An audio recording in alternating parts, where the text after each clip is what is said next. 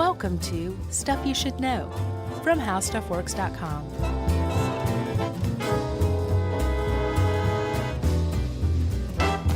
Hey, and welcome to the podcast. I'm Josh Clark. There's Charles W. Chuck Bryant, and there's Jerry. Gerrymander. Yeah, that's right. Our pet salamander, Gerrymander. And this is Stuff You Should Know. That was a dad joke right out of the gate.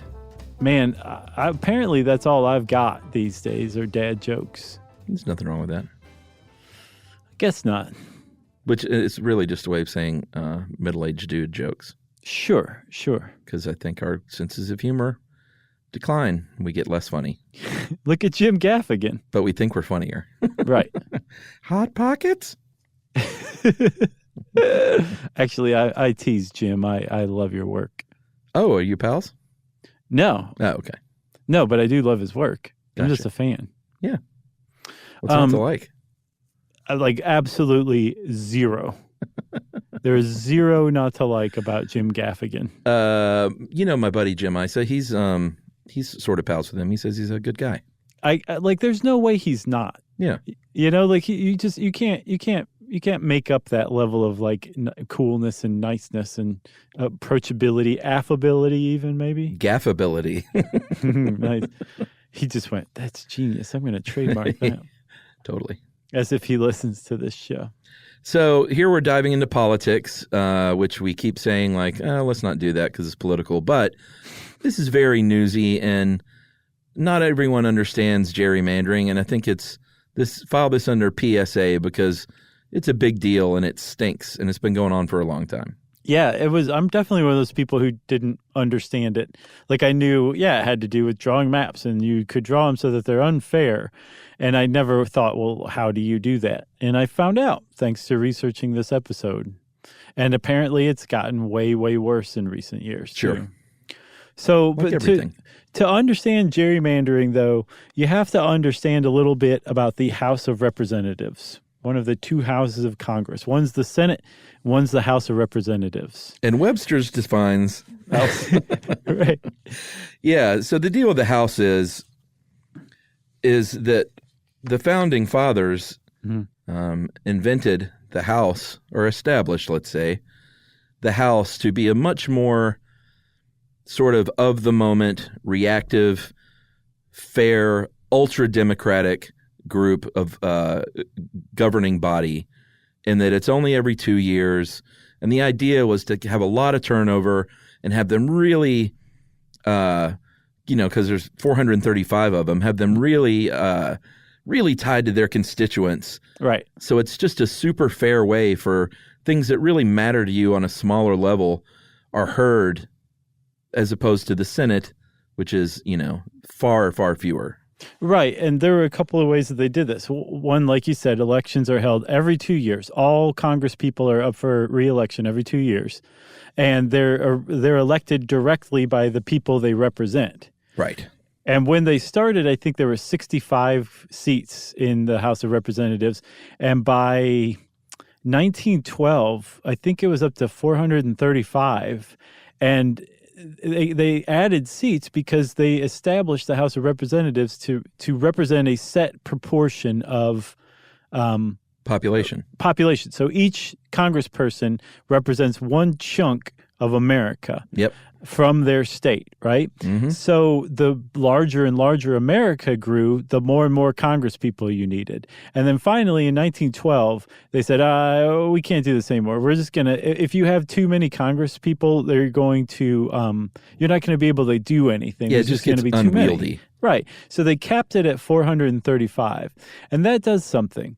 It means that if you have a state that keeps growing, because it's not like America stopped growing in population in 1912. So as your population keeps growing, that means that as one state keeps growing, proportionately speaking, that means another state is smaller, whether people move from that state to the other larger state or the other larger state just by contrast attracted more people.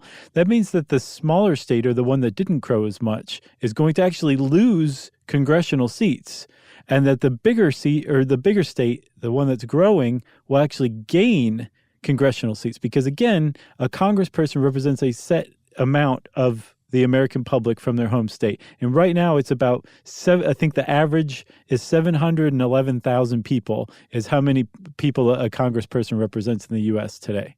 Yeah, and they did this through what was called the Reapportionment Act of 1929, which basically set up, all right, here's an automatic system now. Every 10 years we do a census, and they will just redistribute and allocate seats according to that census every 10 years. And like you said, if you're growing, we're going to nip some away from the places that aren't growing or are shrinking. Mm-hmm. And it was, it seemed like a pretty fair way to redistribute and allocate these seats. It is. It's extremely fair. And so as a result, you've got like Montana, that the whole state has one congressional district that represents about 1 million people, whereas New York State has, which is a third of the size of Montana, has 27 congressional districts and hence seats in Congress, right? It's a very fair system. Here's the problem. When the Census Bureau figures out all these figures and they say, well, this state actually should get 2 new Congress people and, this state should lose one and another state loses one, they have to redraw the maps of the state to show what these new districts are. Because population has shifted over the 10 years since the last census, so you have to update the maps to make sure that each congressperson is representing roughly the same number of people, and so everybody is accounted for. Again, makes sense, right? Yeah, but the problem came in when they were very vague as far as the rules for drawing these boundaries. It says something like geographically contiguous, compact in shape, roughly equal in population. All these things are subjective. So when partisan politics become involved, the people that redraw these maps, it seems can't help themselves but be like, hey, if we move over 10 blocks this way and like a couple of miles that way and shape it like this, which looks really weird, but hey, that's okay because these rules are vague, then we, even though there may be a majority of one party, we could still win if we draw this thing the right way. Right. Like the big problem with this whole process for apportioning the House of Representatives seats is that they left in each state the dominant political party who happened to be in power at the time when the maps needed to be redrawn. It was left up to them. There's no federal oversight. I can't believe they let that get by. There's no oversight whatsoever. And the whole premise of it was, well, okay, the voters will see what they're doing and will vote those guys out. The problem is, if you control the congressional maps, you can draw them in such a way that even the voters can't vote you out. And this is gerrymandering, and this is the current state of politics right now. And has been for a very long time. Actually, we've been gerrymandering for a while. But again, like I said, supposedly it's gotten way worse in the last decade. Yeah. All right. I'm a little worked up already. Yep. You've got interestingly, you're crying blood. I'm trying not to, but it's not helping. So we're going to take a little break, and maybe let's jump back and talk history, if that's all right with you. I would love that, Chuck. And then we will go back forward in time to study the current mess that we're in right after this. Learning stuff with Joshua and Charles. Stuff you should know. Learning Zeug with Joshua und Chuck.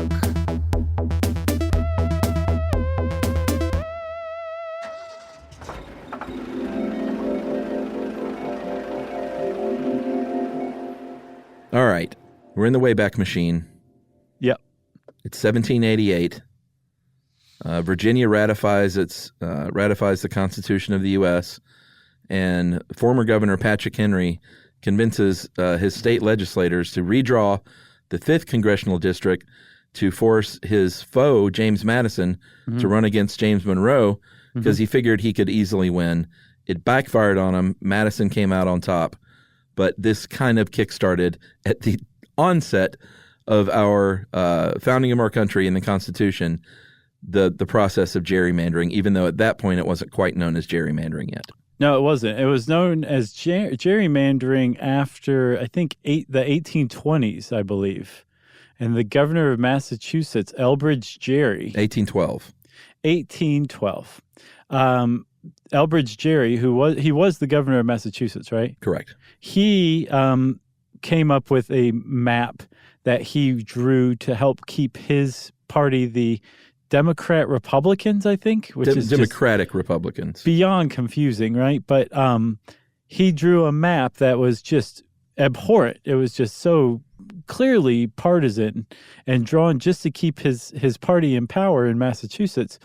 But I think the Boston Gazette published a picture of this map and proclaimed that it looked like a salamander. Mm-hmm. And so they said, this isn't a salamander, this is a gerrymander, which is 1,000,000 times worse because it's politically toxic and a lizard. I love that little tidbit that's where the name came from. Yeah, I had never had any idea. But that's where gerrymandering came from. Not a pretty word, but it definitely rolls off the tongue like a oil.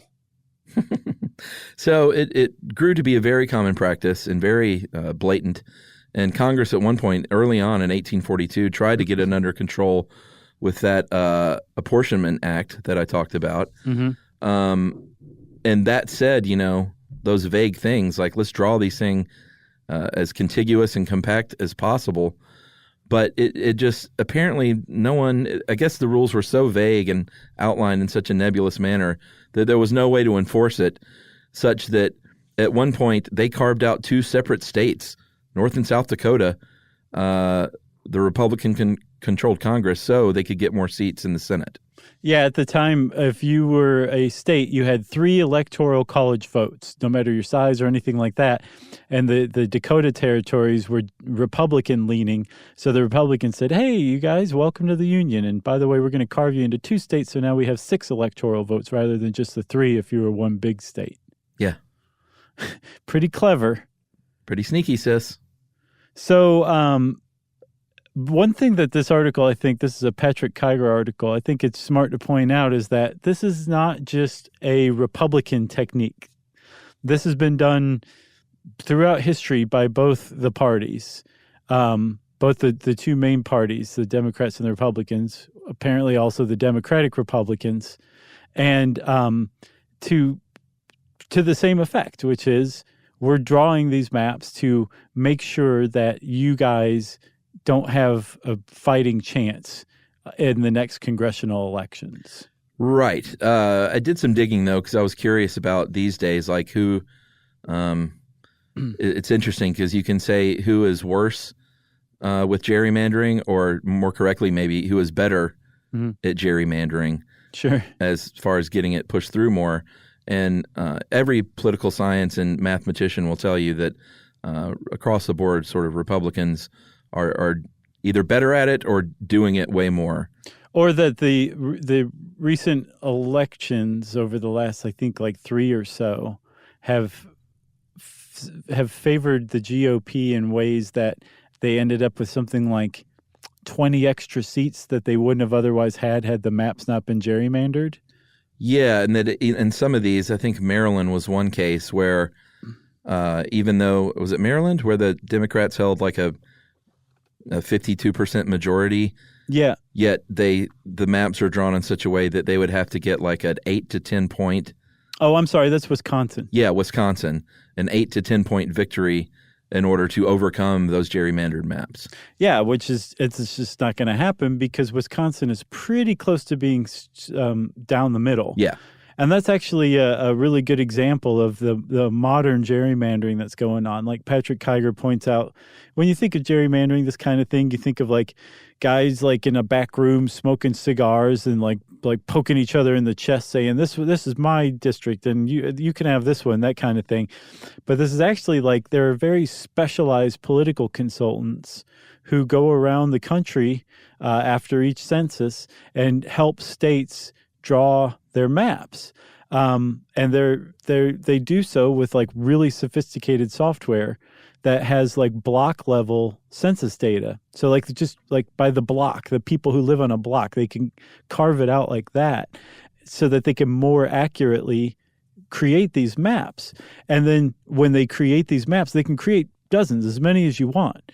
And when they use them as a model, they can feed them into their computers and run a simulation of future elections based on this map. It's crazy. And then they can, this is why it's gotten so bad. And then they can adjust, take this block out. What happens if we take this block out and put this one in instead? And now all of a sudden, oh, well, we'll win for the next 10 years. And they have this map. And the reason that I started talking about this, apparently Wisconsin has a map that's in effect right now that is so well done that even if the Democrats get 52% of the vote statewide, the Republicans would still control 60 seats in the state assembly, that they would not lose any seats whatsoever, even if the Democrats got 52% of the vote.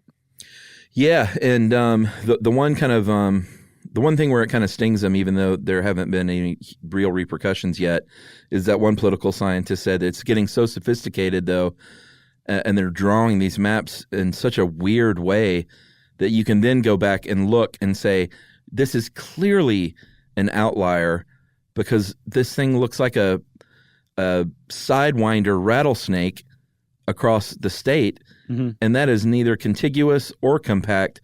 And it's just so obvious what's going on because you're using these computer programs to just distort these maps to your favor. And this is where I just get so burned up on both sides because it just completely subverts the process in place, which is you are supposed to be able to vote for the person that represents you and that vote count. I'm glad you said that, man, because it's absolutely true. This is not like lip service, like both sides do it, so and we're mad about it. No, like this is genuinely like neither side of this should be doing this. This is a inherent flaw in the political system that back in the day when things were different, we could get along with it. It was a stumbling block. It was kind of hamstrung the democratic process some. Now, with a couple of things, it has gone into hyperdrive. Like so many things have. Like normal political weirdness put through certain filters, like incredibly powerful computer programs that just hyper tailor things like this. That's a big problem. The other problem is the polarization of politics to a degree that it hasn't been for well over a century or so. That has made gerrymandering all the worse because before you could gerrymander all you want, but there were such things as moderate Democrats and moderate Republicans, and if it was a reasonable piece of legislation, they would cross the aisle to vote for it. They would break ranks. That does not exist anymore. If you're a moderate, within the last 10 years, wealthy interests basically carved you out. They created upstart political parties to run against you in the primaries, so you would lose your seat, or your national convention would collude with their favorite candidate against you.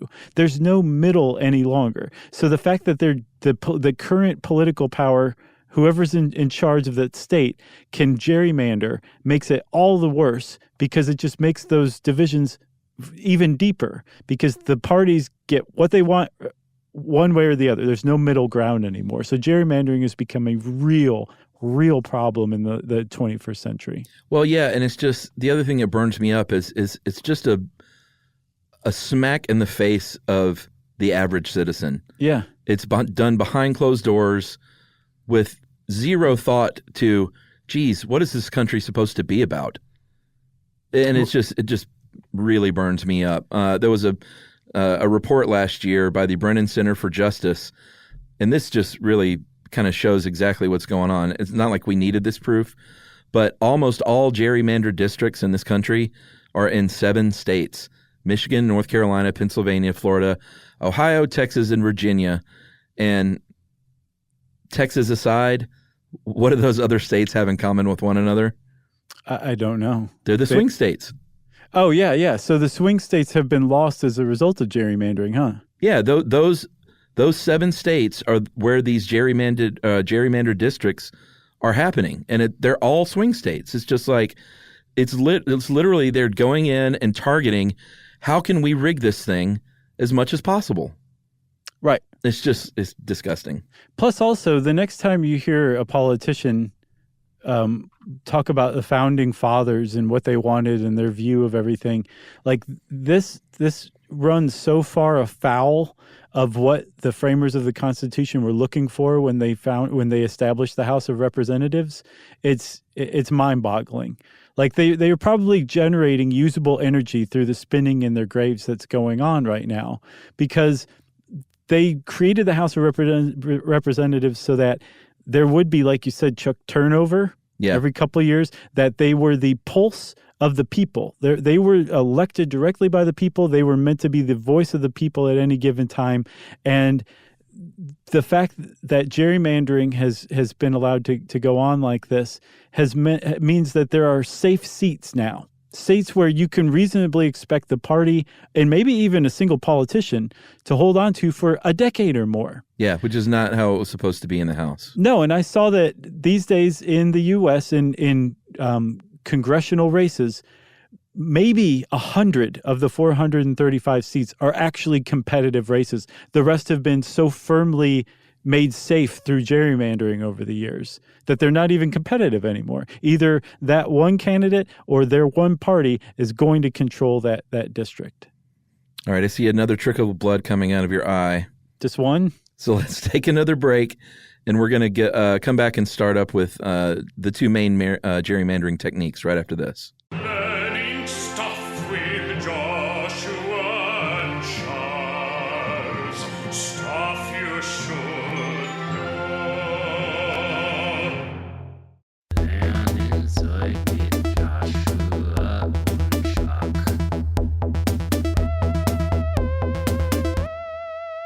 All right, so I promised talk of techniques. You hear gerrymandering and redrawing maps. There are a couple of ways that you can do this. They're called cracking and packing. Cracking is when you scatter the political supporters across a lot of different districts so that they just never get a majority in any of them. Like, let me just snake it up this way for a mile, then back down here. And we pretty much know that they're not going to get a majority and we're going to win. The other one's called packing, and that's when they jam everyone into just a few districts and essentially just say, fine, we're going to lose those districts, but we're going to win overwhelmingly everywhere else, the majority of the other districts, so we're going to be fine. Right.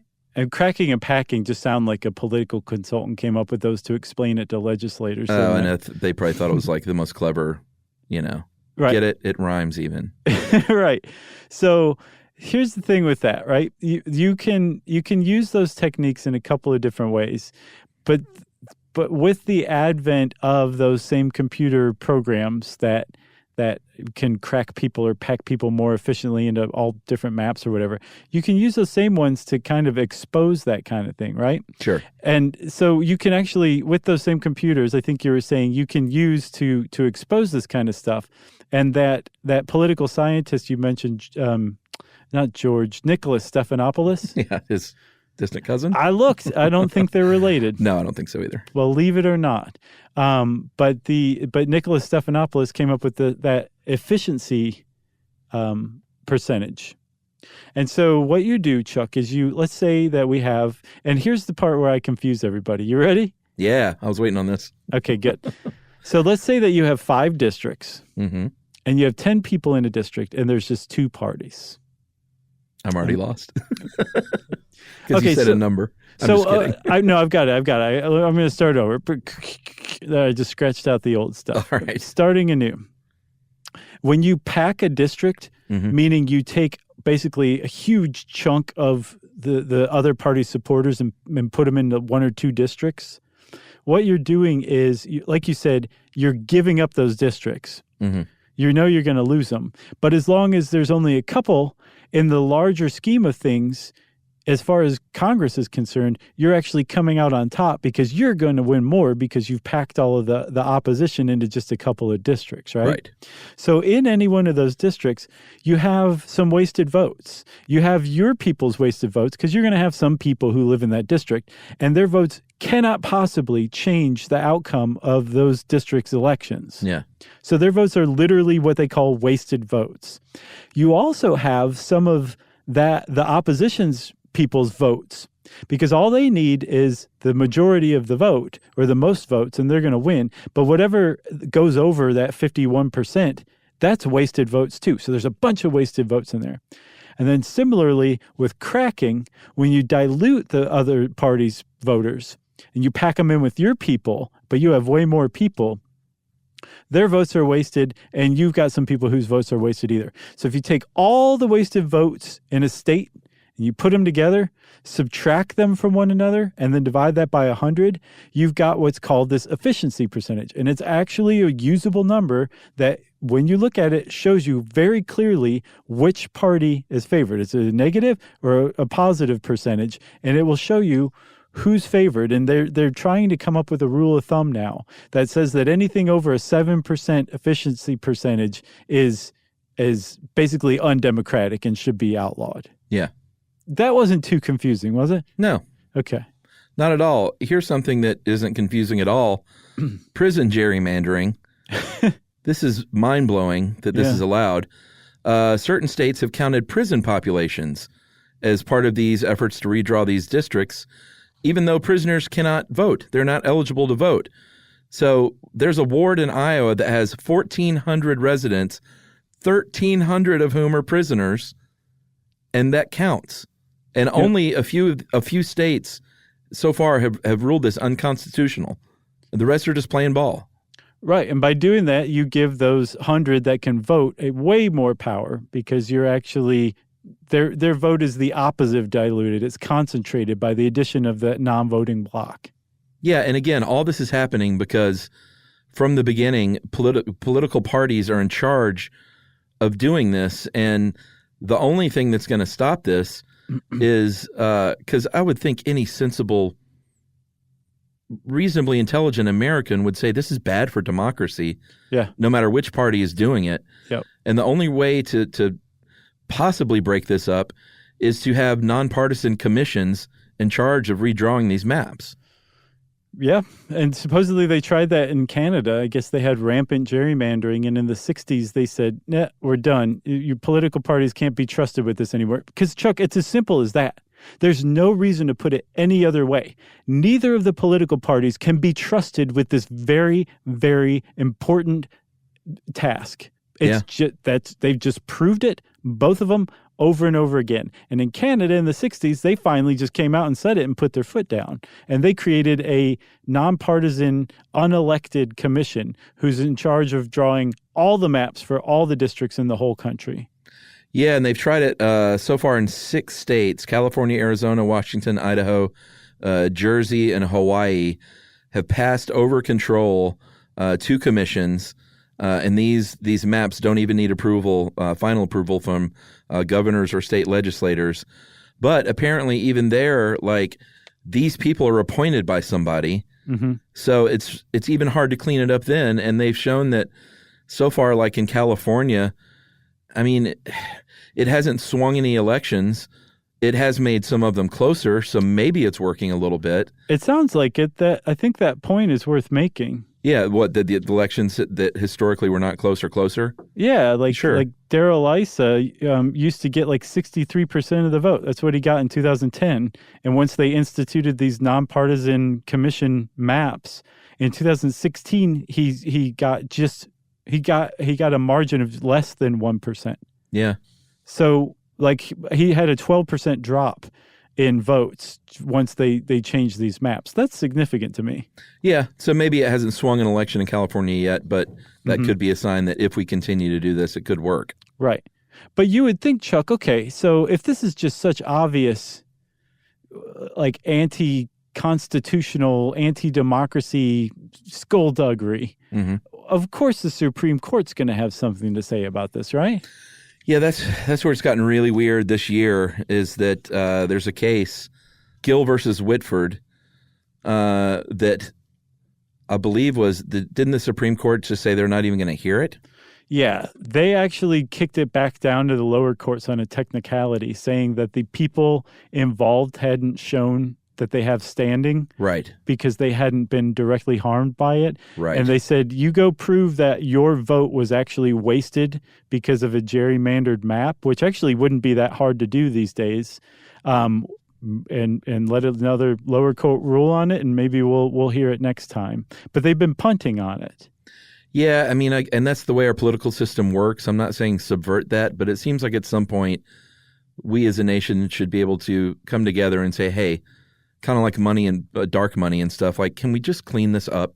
But here's the thing, Chuck, if you got gerrymandered maps, even if everybody turns against the dominant political party, you have to have like 60% of the vote, a massive voter turnout with like 60% of the vote voting against you to actually overwhelm the gerrymandering that these maps produce, or the political tenacity that these gerrymandered maps produce. And you just don't have that. You could do it with that, but it's just as the current political reality is, it's just not going to happen. And so as long as they're allowed to keep these maps, whoever's in power, whenever they redraw the maps, actually gets to hang on to it. Yeah, and this is just another example of like feeling powerless, because this stuff is being decided among very few people in these closed door sessions, and I'm sure they all think they're very clever in how they're taking advantage of the system, like right in front of our stupid faces. And the Supreme Court, too, not swinging in. On the one hand, it's like, come on. But on the other hand, a lot of times we don't really want necessarily activist justices. It depends on the topic probably, or the issue and how you feel about it. Right. But they have a long history of saying, that's political, that's not constitutional. You guys go handle it yourself. But one thing I saw as an explanation for why the Supreme Court has yet to get involved is because there's no standard for what constitutes a congressional or a state district map. There's no standard that the Supreme Court can look at and say, this is the standard. This doesn't live up to that standard, therefore we're going to rule this way. So that's why they haven't done that. But they tend more often than not to uphold maps. Very, very infrequently do they overrule them. And there was like a whole spate of maps from Texas, North Carolina, Maryland, and Wisconsin that they basically said, yep, they're fine, whatever. And in Texas, they demonstrated that these gerrymandered maps had been used to dilute the voting power of Hispanics who live in Texas and are the majority of Texas now. The maps have been drawn specifically with the purpose of diluting their voting power, which goes in against the Voting Rights Act of 1965. That's one thing they say, like, you can't mess with minorities' voting rights. Right. And for a long time, they've said, well, that includes gerrymandering. Well, Neil Gorsuch and Clarence Thomas are both starting in this most recent one from, I think, Texas, they added on their own opinions saying, we don't think the Voting Rights Act actually prohibits that. And I think racial gerrymandering is totally fine under the law, which is a big problem. Yeah, so then go back and amend that act. Yeah, you could do that, but then again, you have to overcome the gerrymander. Right, exactly, man. It's what's the snake that eats its tail? What's that called? The Ouroboros. This is a Aurora Borealis. The 28th District of Maryland probably is what you call it. It's what it looks like. Oh, it's depressing, huh? Yeah, there's one more thing, too. This has been used actually to the opposite effect, too. I think during the first Bush administration, they were really big on drawing maps that were called affirmative gerrymandering, which made sure that majority-minority, meaning that areas where most of the people who lived there were minorities, that they had very, very strong voting power, that they went out of their way to reflect it. And they actually overreached in that way, too, and sometimes the courts would throw those out. But it's gone both ways, for sure, throughout history. It just needs to stop entirely because people aren't able to actually vote or be represented in Congress like they should be. Yeah. You got anything else? No, I see the blood has crusted up nicely. I know. I can't open my eyes. You settled down. I was pretty worked up in this one, too. You were, and I was glad. Everybody should be worked up about this one. Yeah. Everybody. Yep. If you want to know more about gerrymandering, well, look up this article on how stuff works. It's pretty good. Since I said it's pretty good, it's time for listener mail. I'm going to call this... this is a very sad one, but I'm trying to get the word out to a listener here, for a listener. Guys, after a 6-year battle, my father passed away last week from AML, acute myeloid leukemia, at only 65 years old. In the middle of his struggle, however, he was able to achieve about 2 years of remission through the help of a bone marrow stem cell treatment. While the treatment ultimately failed, his remission gave him 2 more years of a relatively healthy life where he was able to meet the absolute apple of his eye and my new baby daughter, Sorsha. Oh, congratulations. Love that name. She will be 1 year old July 1st, which is kind of right around when this is coming out, probably. And spend time with my other 2 kids, Gavin and Grayson, doing one of the things he loved most in the world, which is being a grandfather. I was hoping maybe you guys could give a shout out to the Be the Match Bone Marrow Registry. It only takes a few minutes to register, and they send you a little cheek swab kit that you send back in, and boom, you're now eligible to get the call to possibly give someone more time with their friends and family, or possibly even save their life. You can go to www.bethematch.org and check it out. And that is from Chris. And wrote back to Chris, very sorry to hear about his father. And definitely a worthy organization to check out. Yeah, thanks for telling everybody, Chris. That's a good one. I'm going to check that out myself. Yep, me too. If you want to let us know about something that we and everybody who listens to this podcast can do to make the world a better place, we really, really want to know about it. You can tweet to us. You can join us on Instagram, on Facebook, all that jam. You can find all those links at our website, stuffyoushouldknow.com. You can also send us an email. Send it to stuffpodcast@howstuffworks.com. For more on this and thousands of other topics, visit howstuffworks.com.